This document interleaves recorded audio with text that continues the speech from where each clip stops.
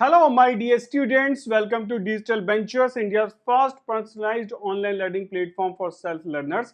कैसे हैं आप सब लोग? शुरू करते हैं क्लास। भाई ये है आपका पावर वर्ड्स, जहां हम डिस्कस करते हैं बड़े बेहतरीन बेहतरीन वर्ड्स, जहां वोकैब लर्न कराई जाती है, प्रैक्टिस कराते हैं और आपको मास्टर बना देती हैं। तो चलिए शुरू करते हैं। वोकैब हमेशा मॉर्निंग में याद करो, अच्छी याद होगी। दिन में उन वर्ड्स को यूज करो। अगर मैं आपको इतने सारे वर्ड्स देता हूं, उसमें से कुछ मुहावरे या कुछ वर्ड्स अगर आप डेली लाइफ में यूज करना शुरू कर दो, मैं कहता हूं एक वर्ड सिर्फ, get a word from the list, एक तो मिलेगा ना। अच्छा, बस उस वर्ड को यूज करो, देन यू फील कि आपकी वोकैब अच्छी होती जा रही है, आपकी इंग्लिश अच्छी होती जा रही है। बात करते हैं आपका अपना डिजिटल वेंचर्स। क्या है डिजिटल वेंचर्स? डिजिटल वेंचर्स है India first personalised online learning platform for self learners, जो आपको देता है एआई स्टडी प्लानर, जहां आप अपना एग्जाम सक्सेस का रोड मैप बना सकते हैं। स्ट्रक्चर्ड वीडियो कोर्सेज आपको मिलते हैं, video courses, detailed practice, hand written notes, test module, target tracking, ये सब आपको मिल जाता है। जहां आपको मिलते हैं mock test, 30+ full length mock test होगा, 3400+ क्वालिटी क्वेश्चंस होगा, सब्जेक्ट वाइज टेस्ट होगा, डिटेल्ड परफॉर्मेंस रिपोर्ट मिलेगी, और ये व्हाट्सएप हेल्पलाइन नंबर जहां आप जब चाहें हमसे कांटेक्ट कर सकते हैं। हैंड रिटन नोट्स आपको मिल जाते हैं। Gone are the days for the PDFs now. आपको हैंड रिटन नोट्स टॉपर्स के लिखे हुए, आप ये देखो, बहुत सुंदर तरीके से लिखे हुए नोट्स मिलते हैं।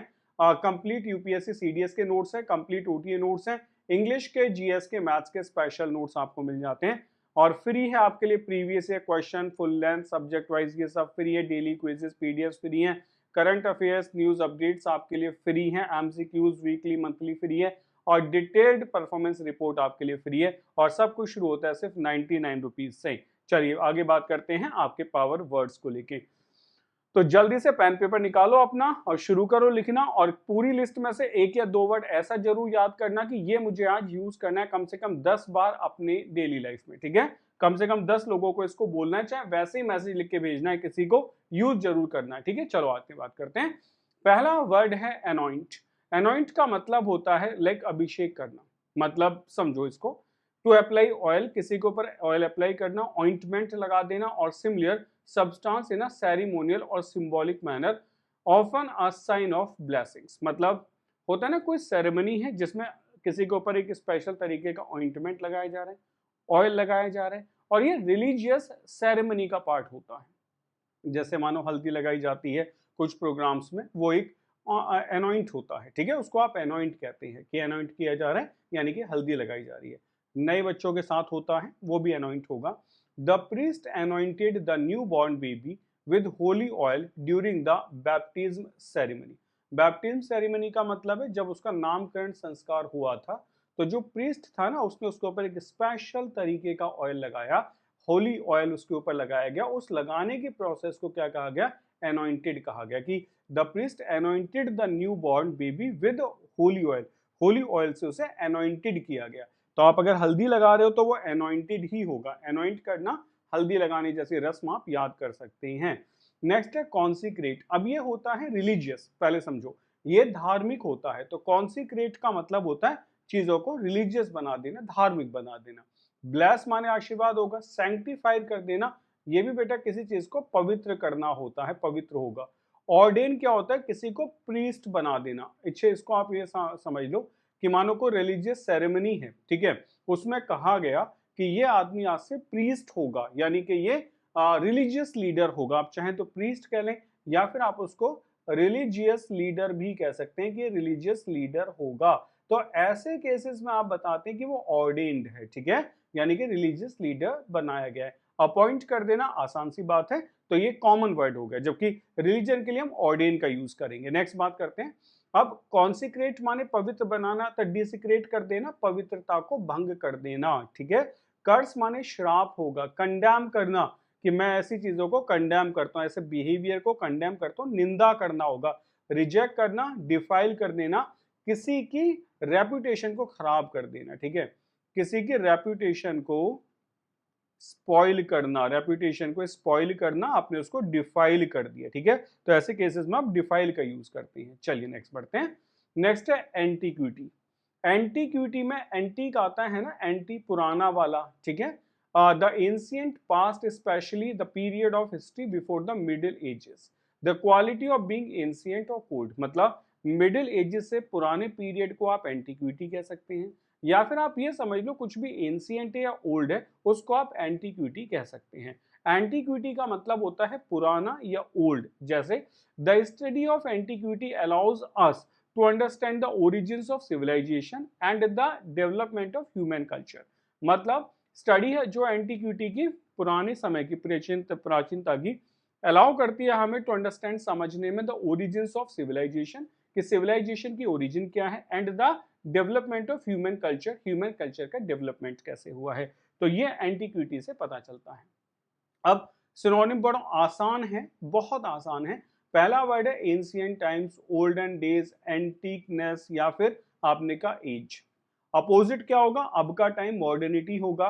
कंटेम्प्रेरी टाइम्स मतलब होता है समकालीन, ठीक है, एक समय पे होने वाला। प्रेजेंट होगा और न्यूनेस होगा। तो ये बहुत मुश्किल वर्ड नहीं है, सिर्फ इसमें एंटीक्विटी को ही आपको याद करना है। अच्छा वर्ड है, ठीक है। एनोइंट तो आप वैसे भी याद कर सकते हो कि हल्दी सेरेमनी मैंने बता दिया, वहां एनोइंट का यूज कर सकते हैं। चलिए आगे बढ़ते हैं, नेक्स्ट बात करते हैं। नेक्स्ट आपका वर्ड आता है, बड़ा प्यारा सा वर्ड है एपैथी, ठीक है, एपैथी। अब ये बताओ, अगर मैं ए हटा दूं तो ये तो एक वर्ड होता है PATHY, पैथी।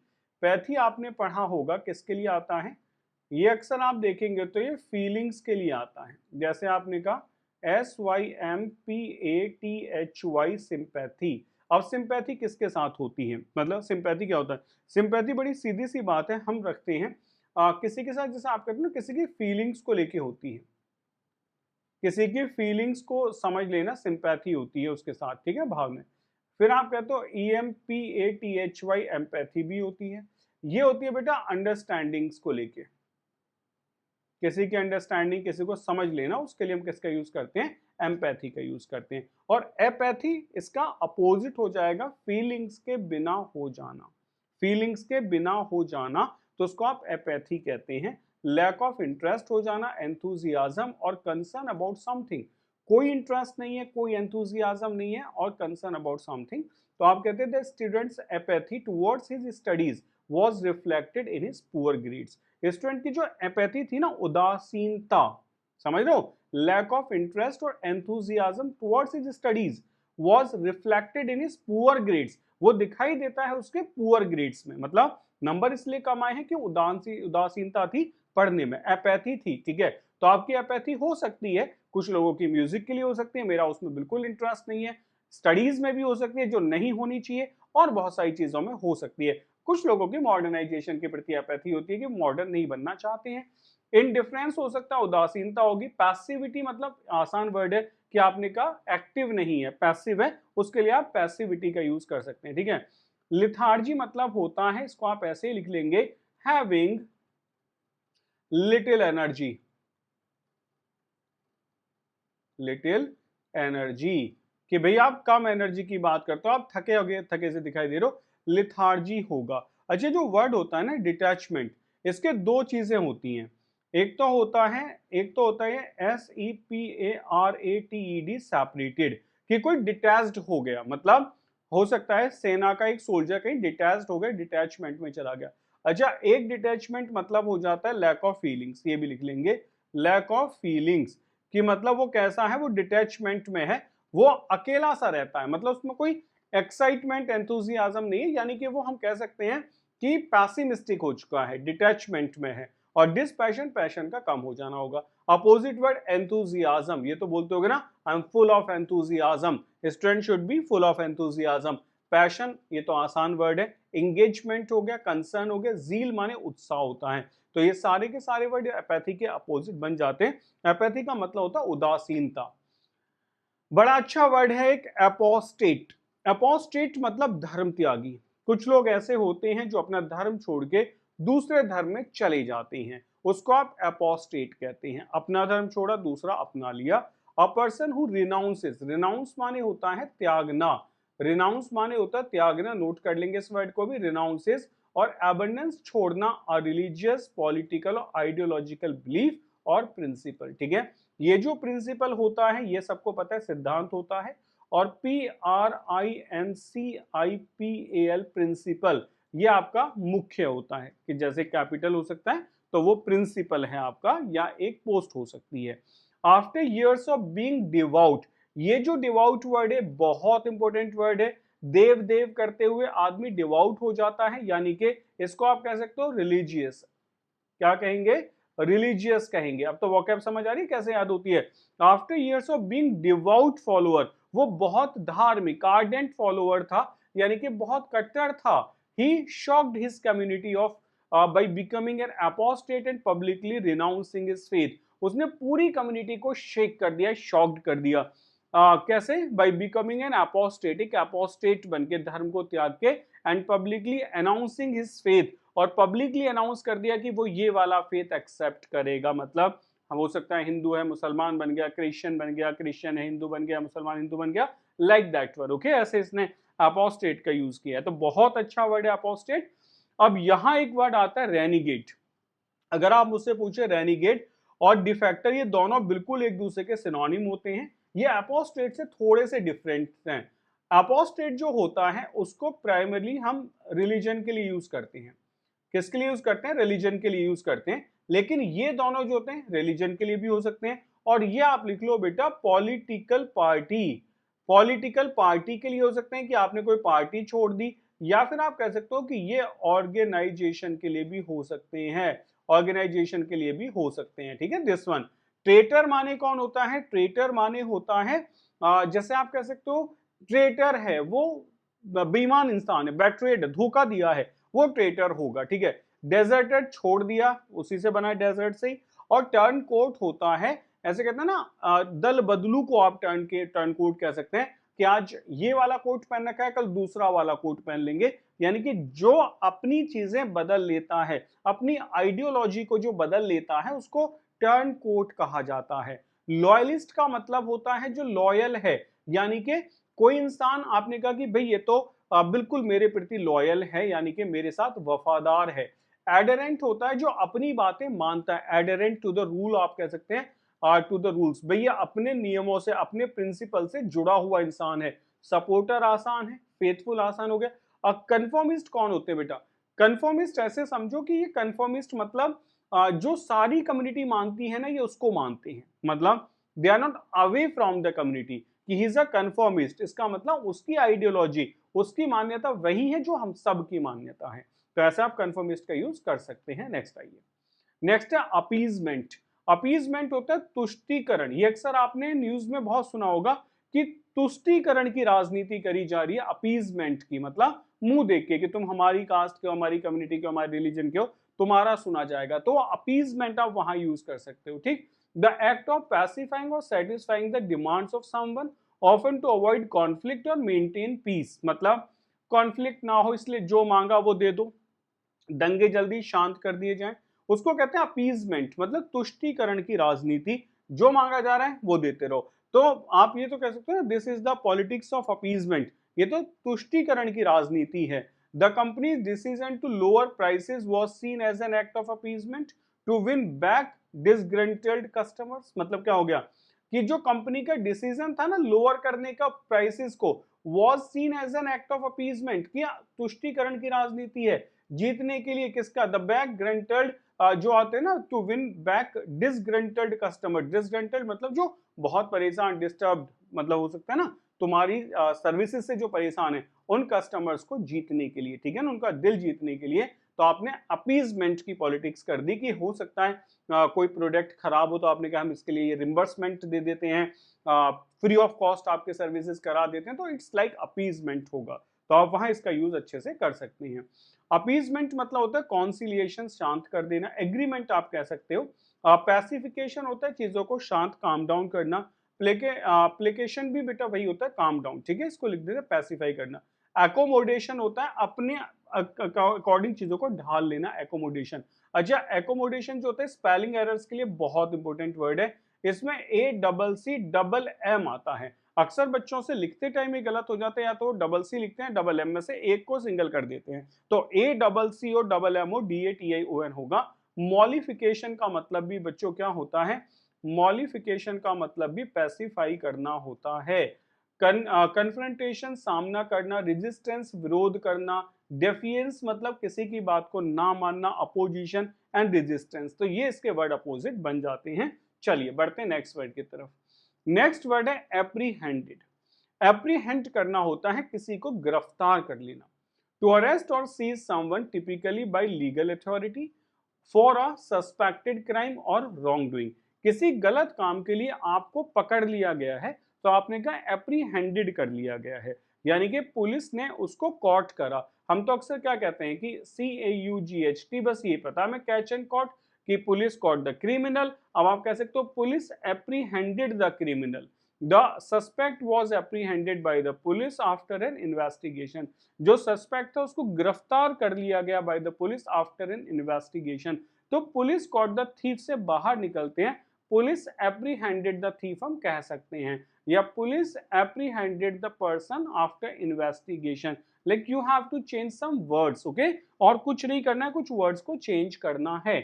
लाइक वर्ड है यहाँ पे अरेस्ट करना, ये तो करें police arrested the criminals. And detain करना होता है किसी को, मतलब किसी आरोप में रोक के रखना। जैसे आपने सुना होगा कि कुछ पैसेंजर्स को एयरपोर्ट पे डिटेन कर लिया गया है, शक था कि कुछ हो सकता है इलीगल एक्टिविटीज में शामिल हो, तो डिटेन कर देना।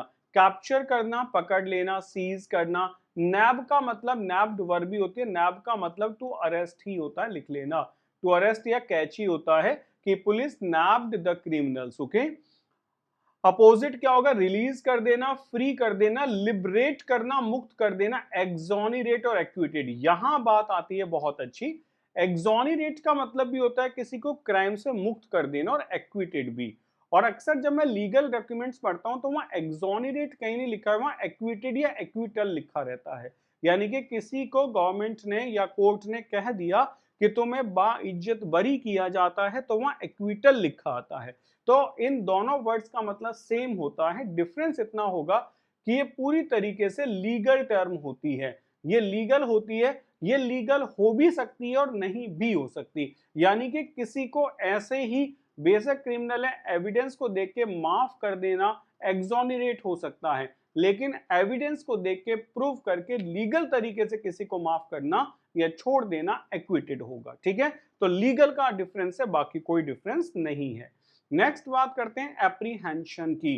एप्रीहेंशन क्या होगा, anxiety for fear that something bad और अनप्लेजेंट विल हैपन।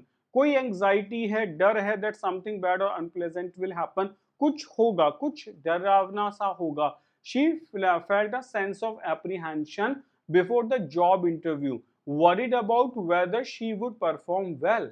मतलब उसके अंदर एप्रीहेंशन की सेंस है, यानी कि कहीं ना कहीं डर है। I have the sense of apprehension, मेरे अंदर डर है। Maybe I can just pass the exam or I may fail. सो ऐसे डर को आप एप्रीहेंशन कह सकते हैं कि anxiety of fear. It's not the physical phobia की डर है किसी चीज को लेके, भूत प्रेत को लेके, या सिर्फ फोबिया है वैसा वाला, एंजाइटी और फियर वाला, ठीक है, कि कुछ बुरा हो सकता है इन दैट सेंस, ओके। चलिए बात करें। अब ये एप्रीहेंशन मतलब एंजाइटी हो सकती है, इट्स मे बी फियर होगा, वरी होगा, अनईज होगा, और कंसर्न मतलब है ना, I am very concern for it, चिंतित होना। कॉन्फिडेंस होना कि आई कैन डू, अब भाई कॉन्फिडेंस क्या है, भाई मैं कर सकता हूं। एश्योरेंस क्या होगा, निश्चित कर देना। कामनेस, कंपोजर होगा, बोल्डनेस होगा। तो ये सारे वर्ड एप्रीहेंशन के अपोजिट है, कोई चिंता डर नहीं है। कामनेस है, कंपोजर है, काम एंड कंपोज मतलब फुल ऑफ कॉन्फिडेंस होगा, वहां आप यूज कर सकते हैं। नेक्स्ट आइए, नेक्स्ट वर्ड है अप्राइज। अप्राइज करना होता है सूचित करना, टू इन्फॉर्म और नोटिफाई समवन अबाउट समथिंग। भाई इन्फॉर्म करना, नोटिफाई करना किसी को किसी चीज के लिए, उसको हम कहते हैं अप्राइज। मतलब the manager will apprise the term of the new project deadlines during the meeting. The manager will apprise, manager आपको सूचित करेगा the term of the new project deadlines during the meeting. Meeting में हम आपको उसके बारे में सूचित करेंगे, अप्राइज करेंगे, है ना। जैसे आपने कहा principal will apprise you about the exams, exams के बारे में वो आपको अप्राइज करेंगे, ठीक है। They will apprise this term, ये अप्राइज करेंगे इस टर्म को। तो अप्राइज करना होता है सूचित करना, टू इन्फॉर्म और नोटिफाई समवन अबाउट समथिंग, किसी चीज के बारे में, ठीक है। तो जैसे आप ये भी कह सकते हो कि our new director will apprise everyone about the new project और द एजेंडा, कि वो सब उसके बारे में आपको सूचित किया जाएगा। तो वहां पर प्राइस का यूज कर सकते हैं। Let's move. नेक्स्ट वर्ड आता है इन्फॉर्म कर देना, नोटिफाई करना। इजी है, नोटिफिकेशंस आपके फोन पे आते ही रहते हैं, वही नोटिफाई है। नोटिफिकेशन नाउन होगा, नोटिफाई वर्ब होगा। अपडेट, आपने कहा अपडेट्स आते हैं मेरे फोन पे। ब्रीफ होगा, ब्रीफ कर देना, किसी को बता देना कि होने वाला क्या जाना है, ठीक है। एडवाइस, ये अच्छा वर्ड है। जब हम कहते हैं ADVICE एडवाइस, तो ये याद रखना ये एक नाउन होता है और ये एक अनकाउंटेबल नाउन होता है।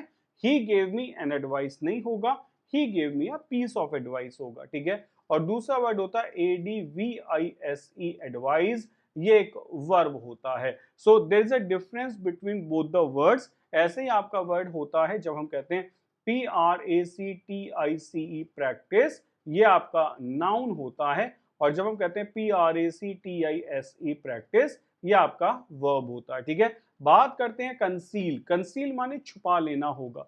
विद होल्ड करके रखना मतलब बना के रखना, ठीक है। विद होल्ड करना मतलब उसको एक पोजीशन पे मेंटेन करना, ठीक है। कीप सीक्रेट, विद होल्ड कर देना, बना लेना, ठीक है। कीप सीक्रेट होगा। मिस इन्फॉर्म कर देना और डिसीव करना, धोखा दे देना। तो बताया नहीं गया है, छुपा लिया गया है, उस सेंस में आप इनका यूज एंटोनिम्स के जैसे कर सकते हैं। चलिए बढ़ते हैं नेक्स्ट वर्ड। नेक्स्ट है आर्किक। आर्किक का मतलब, अब एंटीक्विटी पढ़ा था, एकदम से याद आ गया होगा ना, वो भी प्राचीन था। अब आ गया आर्किक। आर्किक कैसा होता है? Belonging to an earlier period of history, outdated, मतलब पुराना है लेकिन अब काम का नहीं है, आउटडेटेड हो चुका है। The language used in Shakespearean place contain many archaic words and phrases. Shakespeare की जब आप प्लेस पढ़ते हैं तो वहां बहुत सारे ऐसे वर्ड्स आपको मिलेंगे जो डिक्शनरीज में नहीं है। तो आप कह सकते हो दीज वर्ड्स आर आर्केइक, ये तो आर्केइक वर्ड्स हैं, ये आर्केइक फ्रेजेस हैं, तो जो अब नो लॉन्गर इन यूज है, आउटडेटेड हो चुकी हैं, उनको आप आर्केइक कह सकते हैं, ठीक है। तो आर्केइक का मतलब है जो यूज में नहीं है। तो ऐसी टर्म आपको पढ़ते हुए मिल जाए तो आपने कहा फटाफट से तो आर्केइक है, अब डिक्शनरी में दिखाई नहीं देती। यू कैन से आउटडेटेड है, एंटीक्वेटेड है। आपने कहा ऑब्सोलीट, ये वर्ड याद करेंगे, ऑब्सोलीट बहुत अच्छा वर्ड है, जो अब खराब हो चुके हैं। ओल्ड फैशनड होगा, एंशिएंट होगा। मॉडर्न है, करंट है, कंटेम्प्रेरी, अप टू डेट। और ट्रेंडी मतलब इट्स इन फैशन। ट्रेंडी का मतलब होता है ये तो फैशन में है, ठीक है। नेक्स्ट, आर्कीटाइप क्या होगा? मूल रूप से, आर्कीटाइप होगा मूल रूप से अ टिपिकल एग्जांपल, मॉडल और protocol of a particular person और thing.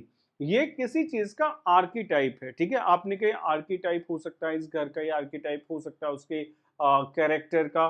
The company became the archetype of innovation in the tech industry, मतलब ये टेक इंडस्ट्री में आर्कीटाइप है, इनोवेशन का मतलब सबसे अलग है, ये एक मूल रूप है, आप कह सकते हो। उस सेंस में आप आर्कीटाइप का यूज करते हैं। लाइक मॉडल, कहते हैं ना ये तो मॉडल है भाई, एकदम बेहतरीन कंपनी है, मॉडल है। ये प्रोटोटाइप है, इसका प्रोटोटाइप मतलब जैसा बनाया जा रहा है। एग्जाम्पलर है, पैराडाइम है, पैराडाइम मतलब एक क्लियर एग्जाम्पल, आप कह सकते हो it's like a clear example, कोई चीज आपके लिए क्लियर एग्जाम्पल है। और ये भी आप कह सकते हो बेटा क्विंटेसेंस मतलब होता है इट्स लाइक परफेक्ट एग्जाम्पल, ये किसी चीज का परफेक्ट एग्जाम्पल होता है तो उसको क्विंटेसेंस कहते हैं। तो आप इसको कहते हैं कि क्विंटेसेंस मतलब क्विंटेसेंस जो परफेक्ट एग्जाम्पल है। अब एनोमली होगा, दैट्स एबनॉर्मल, ये भी एबनॉर्मल है, ठीक है। Deviation from the main course, ये डेविएटेड है, अलग हटा हुआ है। एटिपिकल होगा। रेप्लिका मतलब होता है रेप्लिकेट कर दिया गया उसको, और फेक मतलब झूठा होता है। तो ये इसके अपोजिट वर्ड्स हो सकते हैं। चलिए आगे बढ़ते हैं। अब हम बात करते हैं इसमें आगे इडियम्स एंड फ्रेजेस की, कुछ बहुत अच्छे अच्छे से मुहावरे आपके लिए। पहला है a hard nut to crack, मतलब लाइफ में आप हर जगह यूज करते हैं। This exam is a hard nut to crack, या this exam is not a hard nut to crack, आप जैसे चाहें वैसे इसको बोल सकते हैं, ठीक। अ difficult problem or a person who is hard to deal with, एक बहुत डिफिकल्ट प्रॉब्लम या एक पर्सन जो बहुत मुश्किल से डील करता है उसको कह सकते हो a hard nut to crack. मतलब solving the puzzle is a hard nut to crack, solving the puzzle is a hard nut to crack होगा। नेक्स्ट है a hornet's nest. A hornet's nest का मतलब क्या होता है? एक ऐसी सिचुएशन, एक फ्रॉट विद ट्रबल, जो पूरी तरीके से भरी हुई है कष्टों से और डिफिकल्टीज, उसको हम हॉर्नेट नेस्ट कहते हैं। Like by criticizing the policy he stirred up a hornet's nest in a position, मतलब उसने हॉर्नेट नेस्ट को पोजीशन में हिला दिया। मतलब आप समझो ऐसे तितैये के छत्ते को हाथ लगा देना कि चीजों को भड़का देना। It's like a situation that is fraud with trouble and difficulty. तो अगर क्रिटिसाइज करोगे पॉलिसी को इस वजह से you will stir up hornet nest of a position, तुम उसको हिला दोगे। जुडास किस, ये तो आपने न्यू टेस्टामेंट में सुना होगा, शायद किसी ने पढ़ा है कभी न्यू टेस्टामेंट। सोचना बेटा, न्यू टेस्टामेंट यदि आपने पढ़ा हो तो जुडास किस क्या है, ये मैं आपको छोटी सी स्टोरी में समझा देता हूँ। जब जीसस क्राइस्ट ने लास्ट सपर लिया था, जिस रात उनको अरेस्ट किया गया था, तो उनको पता था कि उनके 12 जो डिसाइपल्स थे उनमें से कोई ना कोई उनको बैट्रियल करने वाला है, ठीक है।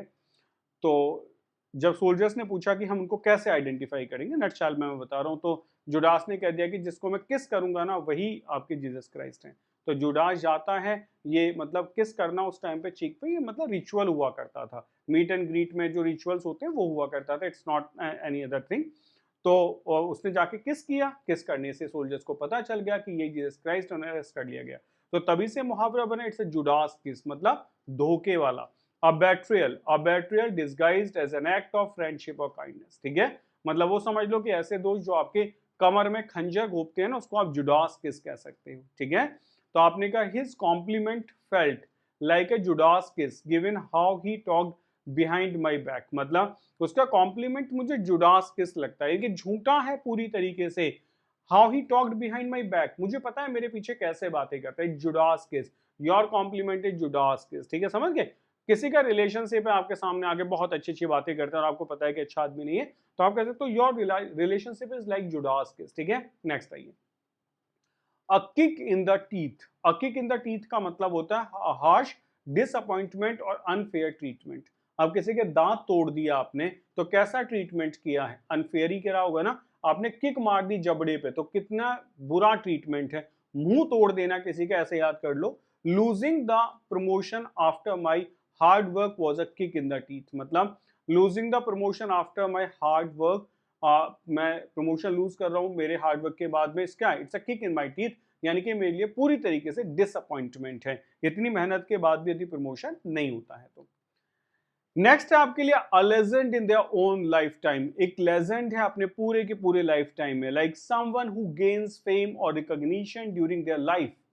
एक ऐसा आदमी जो अपने जीवन में बहुत फेम पा लेता है एक किसी टाइम पे, तो he is a legend of his own lifetime, admired for his contributions to science. अब आप ऐसे किसी को भी कह सकते हैं, आपके सेलिब्रिटी हैं, धर्मेंद्र हैं, जितेंद्र हैं, आपने कहा he was a legend in their life time या इन हिज लाइफ टाइम, वो एक बार लेजेंड रहे, तो आप ऐसे केसेस में इसका यूज कर सकते हैं। नेक्स्ट है अलूज कैनन। अलूज कैनन क्या होता है, someone who is unpredictably and may cause trouble due to their reckless behavior। मतलब एक ऐसा इंसान who is unpredictable है and may cause trouble due to their reckless behavior, जो अपने reckless behavior की वजह से खुद को ही नुकसान पहुंचा सकता है। He is a loose cannon in meetings, always saying something inappropriate। वो एक loose cannon है और वो हमेशा इनअप्रोप्रिएट बात करता है। जो कैनन होती है इसको आप लिख सकते हो, it's like a big gun. ये एक बड़ी वाली जो बिग गन यानी कि तोप होती है, आप ऐसे याद कर सकते हैं, ठीक है। मैं बता रहा हूँ कैनन वैसे है। तो लूज कैनन का मतलब है ऐसी गन जो खुद को ही नुकसान पहुंचा देती हो। तो लूज है क्योंकि समवन तो is unpredictably and may cause trouble due to their reckless behaviour. He is a loose gun in meetings, always saying something inappropriate. Next है a lump in the throat. Lump का मतलब होता है टुकड़ा अटक जाना, थ्रोट माने गले में। A feeling of strong emotion that makes it difficult to speak. एक ऐसी फीलिंग, कभी कभी आपने देखा होगा जब आप बहुत इमोशंस में होते हैं तो आपका गला भर आता है। किसी ने बहुत अच्छी खबर आपको सुना दी तो आपका मन भर आया, गला भर आया। ऐसे केसेस में आप कहते हो a lump in the throat. मतलब watching her son graduate brought a lump to her throat. उसके बच्चे की ग्रेजुएशन हो गई है, जॉब लग गई, तो एकदम होता है ना कि दिल भरा है एकदम से और आवाज यहां अटक जाती है, उसको कहते हैं लंप इन द थ्रोट, ठीक है। नेक्स्ट आइए, नेक्स्ट है अ मैन ऑफ लेटर्स। आप सीधी सी बात है, जो भी पढ़ा लिखा इंसान है, वेल एजुकेटेड है, आप उसे मैन ऑफ लेटर्स कह सकते हैं। A scholarly or well educated man, especially in literature. आप कहते हो man of letter. As a man of letters he spent his days writing and researching historical text. Okay, तो आप मैन ऑफ लेटर कह सकते हैं कोई भी पढ़ा लिखा इंसान। अमेयर्स नेस्ट मतलब क्या होगा? अमेयर्स नेस्ट मतलब होता है, अमेयर नेस्ट ये क्या है भाई, जो शी हॉर्स मतलब घोड़े का जो फीमेल है, ठीक है, that one. A discovery or situation that turns out to be false or illusory. आप इसको ऐसे याद करो, किसी ने आपसे कहा क्या कर रहे हो, आपने कहा कि मेयर्स नेस्ट बना रहा हूं। मेयर नेस्ट मतलब कि घोड़ी के लिए घोंसला बना रहा हूं। बना तो लोगे लेकिन उसमें घोड़ी बैठेगी कैसे?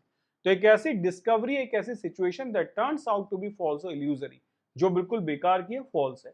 तो the supposed treasure turned out to be a mare's nest, there was nothing valuable there. मतलब जो सपोज ट्रेजर था ना, कि यहाँ पर एक तहखाने में कुछ हो सकता है, कुछ मतलब हीरे जवाहरात हो, खजाना हो, वो क्या हो गया, वो बस बिल्कुल समझो मेयर्स नेस्ट बन गया, बेकार का निकला, फॉल्स निकला। There was nothing valuable there, वहां कुछ भी वैल्यूएबल नहीं था। A month of Sundays, Sunday कैसा होता है? खाली रहते हैं सारा दिन, कोई काम नहीं, पड़े हैं, टाइम काट रहे हैं, घड़ी देख रहे हैं, खा रहे हैं, सो रहे हैं, फिर उठ रहे हैं, फिर खा रहे हैं, फिर सो रहे हैं। अ वेरी लॉन्ग टाइम, समझ गए, एक ऐसा बहुत लंबा समय। It would take a month of Sundays to clean out that garage, ये बहुत लंबा समय लगेगा। It would take a month of Sundays to clean out that garage, इस गैराज को साफ करने में काफी समय लगेगा। It's like month of Sundays होगा। तो समझ लो ना, बहुत लंबा समय चलता रहेगा, मंथ ऑफ संडेज होगा। आई होप सभी को ये लेक्चर बहुत अच्छे से समझ आया होगा। वर्ड्स आपने जरूर सीखे होंगे, कुछ मुहावरे चाहे वो एक हो या दो हो, आप अपनी डेली लाइफ में जरूर यूज करेंगे। कम से कम कोई एक वर्ड निकाल के उस वर्ड को सेंटेंस में यूज करना है। तो ये है आपका digital benchers, India first personalised online learning platform for self learners.